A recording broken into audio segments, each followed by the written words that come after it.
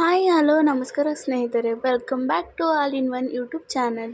ಇವತ್ತು ನಾನು ನಿಮ್ಮೆಲ್ಲರಿಗೂ ಚಿಕನ್ ಕುರ್ಮಾನ ಯಾವ ರೀತಿ ಮಾಡೋದು ಅಂತ ತಿಳಿಸ್ಕೊಡ್ತಾ ಇದ್ದೀನಿ. ಇದನ್ನು ಅನ್ನದ ಜೊತೆ, ಮುದ್ದೆ ಜೊತೆ, ಗೀ ರೈಸ್ ಜೊತೆ, ಹಾಗೆ ಕುಷ್ಕ ಜೊತೆ, ದೋಸೆ ಜೊತೆ, ಇಡ್ಲಿ ಜೊತೆ, ಯಾವುದ್ರ ಜೊತೆ ಬೇಕಾದ್ರೂ ತಿನ್ಬೋದು. ಸಖತ್ ಟೇಸ್ಟಿಯಾಗಿರುತ್ತೆ. ವಿಡಿಯೋ ಸ್ಟಾರ್ಟ್ ಮಾಡೋಕ್ಕಿಂತ ಮುಂಚೆ ಇನ್ನೂ ಯಾರೆಲ್ಲ ನನ್ನ ಚಾನಲ್ಗೆ ಸಬ್ಸ್ಕ್ರೈಬ್ ಆಗಿಲ್ಲೋ ಪ್ಲೀಸ್ ಸಬ್ಸ್ಕ್ರೈಬ್ ಮಾಡಿ. ಪಕ್ಕದಲ್ಲಿ ಕಾಣಿಸೋ ಬೆಲ್ ಐಕನ್ ಪ್ರೆಸ್ ಮಾಡಿ. ಬನ್ನಿ ಈಗ ಚಿಕನ್ ಕುರ್ಮಾನ ಯಾವ ರೀತಿ ಮಾಡೋದು ಅಂತ ನೋಡೋಣ. ಮೊದಲಿಗೆ ಚಿಕನ್ ಕುರ್ಮಾ ಮಾಡಲಿಕ್ಕೆ ಮಸಾಲೆನ ರೆಡಿ ಮಾಡ್ಕೊಳ್ಳೋಣ.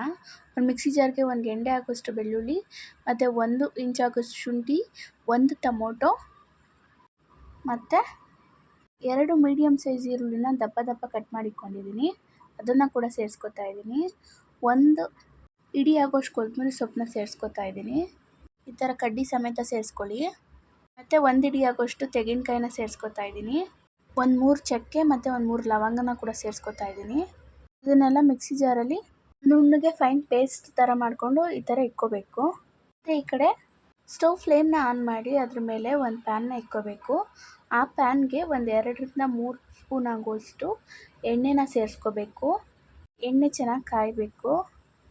ನೋಡಿ, ಚಿಕನ್ ಕುರ್ಮಾನ ನೀವು ಈ ಥರ ಪ್ರೋಸೆಸ್ನ ಫಾಲೋ ಮಾಡಿಕೊಂಡ್ರೆ ನೀವು ಬೆಳಗ್ಗೆ ಮಾಡೋಂಥ ಯಾವುದೇ ರೀತಿ ಬ್ರೇಕ್ಫಾಸ್ಟ್ಗೂ ಇದು ಸೈಡ್ ಡಿಶ್ ಆಗಿ ಸೇರಿಕೊಳ್ಳುತ್ತೆ.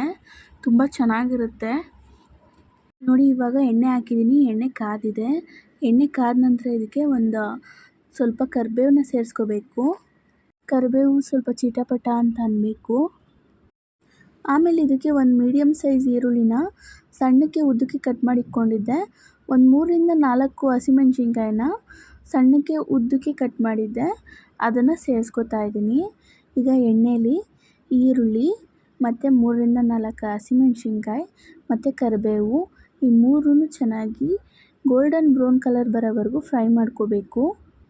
ನೀವು ಚಿಕನ್ ಕುರ್ಮಾ ಮಾಡಬೇಕಾದ್ರೆ ಈ ಥರ ಈರುಳ್ಳಿ, ಕರಿಬೇವು, ಹಸಿಮೆಣ್ಸಿನ್ಕಾಯಿನ ಒಗ್ಗರಣೆಗೆ ಸೇರಿಸ್ಕೊಳ್ಳೋದ್ರಿಂದ ಚಿಕನ್ ಕುರ್ಮಾ ತುಂಬ ಟೇಸ್ಟಿಯಾಗಿ ಬರುತ್ತೆ. ಈ ಥರ ಪ್ರೋಸೆಸ್ನ ಫಾಲೋ ಮಾಡಿ ಒಂದ್ಸಲನಾದರೂ ಟ್ರೈ ಮಾಡಿ ಮನೇಲಿ.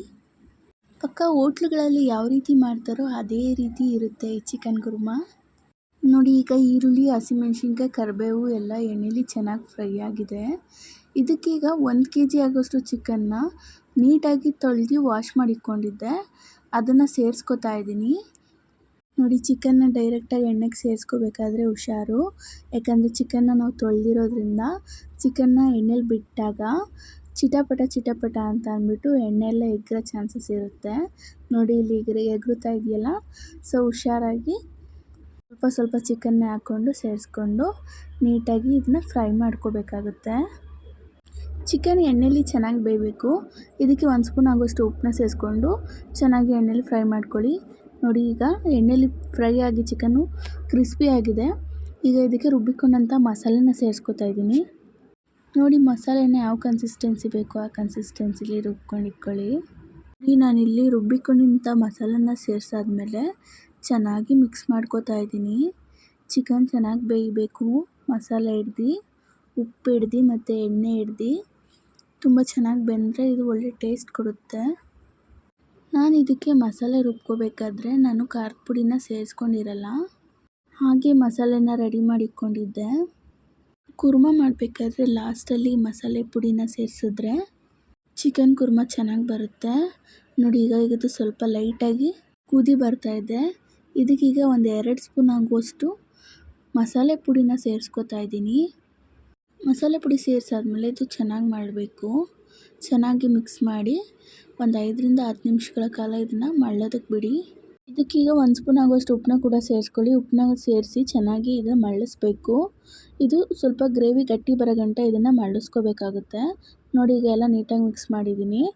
ನೋಡಿ ಸ್ನೇಹಿತರೆ, ಈಗ ಗ್ರೇವಿ ರೆಡಿಯಾಗಿದೆ, ಗಟ್ಟಿನೂ ಬಂದಿದೆ.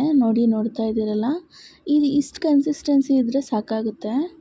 ಸೊ ನೋಡಿದ್ರಲ್ಲ ಸ್ನೇಹಿತರೆ, ಈ ಚಿಕನ್ ಕುರ್ಮಾ ರೆಸಿಪಿ ನಿಮಗೆ ಇಷ್ಟ ಆಗಿದ್ದರೆ ಒಂದೇ ಒಂದು ಲೈಕ್ ಕೊಟ್ಟು ಶೇರ್ ಮಾಡಿ, ಹಾಗೆ ಸಬ್ಸ್ಕ್ರೈಬ್ ಆಗೋದನ್ನ ಮರಿಬೇಡಿ. ಹೊಸ ವಿಡಿಯೋ ನೋಟಿಫಿಕೇಷನ್ಗೋಸ್ಕರ ಪಕ್ಕದಲ್ಲೇ ಕಾಣಿಸೋ ಬೆಲ್ ಐಕನ್ನ ಪ್ರೆಸ್ ಮಾಡಿ. ಹಾಗೆ ನಿಮ್ಮ ಫ್ರೆಂಡ್ಸ್ ಆ್ಯಂಡ್ ಫ್ಯಾಮಿಲೀಸ್ಗೂ ಕೂಡ ಹೇಳಿ ಸಬ್ಸ್ಕ್ರೈಬ್ ಆಗೋದಕ್ಕೆ. ವಿಡಿಯೋನ ಕೊನೆವರೆಗೂ ನೋಡಿದ್ದಕ್ಕೆ ಧನ್ಯವಾದಗಳು.